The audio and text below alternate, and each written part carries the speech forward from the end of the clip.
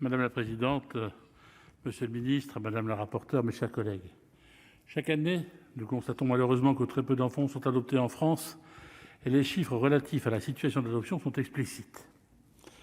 Au 31 décembre 2019, plus de 10 000 agréments étaient en cours de validité. 706 pupilles de l'État sur les 3 248 recensés ont été adoptés.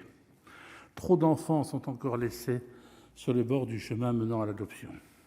Ce constat nous montre l'urgente nécessité de combler les lacunes juridiques de notre droit positif. La proposition de loi que nous examinons ce soir, en nouvelle lecture, a pour objectif de refonder le modèle de l'adoption afin de permettre à chaque enfant de trouver le projet de vie le plus adapté et sécurisant.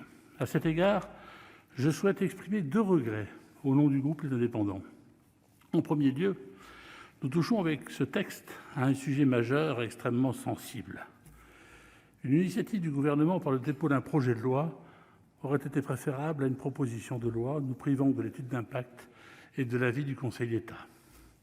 En second lieu, nous ne sommes pas parvenus, avec nos collègues députés, à un texte de compromis lors de la réunion de commission mixte paritaire. Celle-ci a achoppé sur une seule disposition, l'article 9 . Au cours de l'examen en commission en nouvelle lecture, le Sénat est revenu avec pertinence sur certaines mesures problématiques adoptées par nos collègues députés. Je pense tout d'abord aux conditions d'âge et de vie commune s'imposant aux couples candidats à l'adoption figurant à l'article 2. Sur ce point, le Sénat s'était unanimement positionné en première lecture en faveur du maintien du droit en vigueur. Or, l'Assemblée nationale a rétabli en nouvelle lecture l'assouplissement de la durée de communauté de vie de 2 à 1 an et l'âge des adoptants requis pour adopter passant de 28 à 26 ans.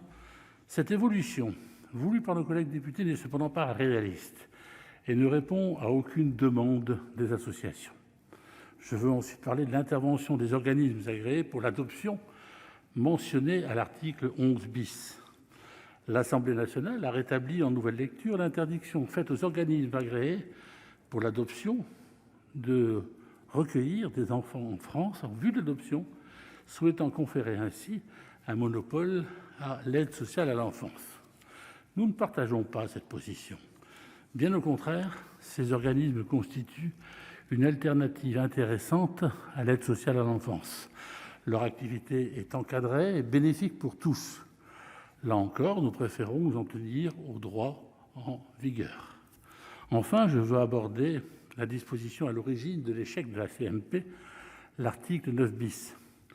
Il tend à régler les situations dans lesquelles la mère qui a accouché refuse, sans motif légitime, de faire une reconnaissance conjointe rétroactive pour établir la filiation d'une mère d'intention. Il donne la possibilité à celle-ci de demander à adopter l'enfant dans un délai de 3 ans à compter de la promulgation de la loi. Or, l'appréciation du motif légitime, trop flou, est source d'insécurité juridique. Cet article semble finalement n'avoir pour objectif que de régler un litige entre adultes sans prendre en considération l'intérêt de l'enfant. Avant de conclure, je tiens à saluer la qualité des travaux et l'implication tout au long des débats de la rapporteure, notre collègue Muriel Jourda. Monsieur le ministre, chers collègues, la protection de l'intérêt supérieur de l'enfant n'est pas une option, elle est une exigence universelle. Le groupe Les Indépendants votera ce texte ayant fait l'objet d'un remarquable travail de réécriture en commission. Merci, cher collègue. La parole est à monsieur Stéphane Le Rudulier.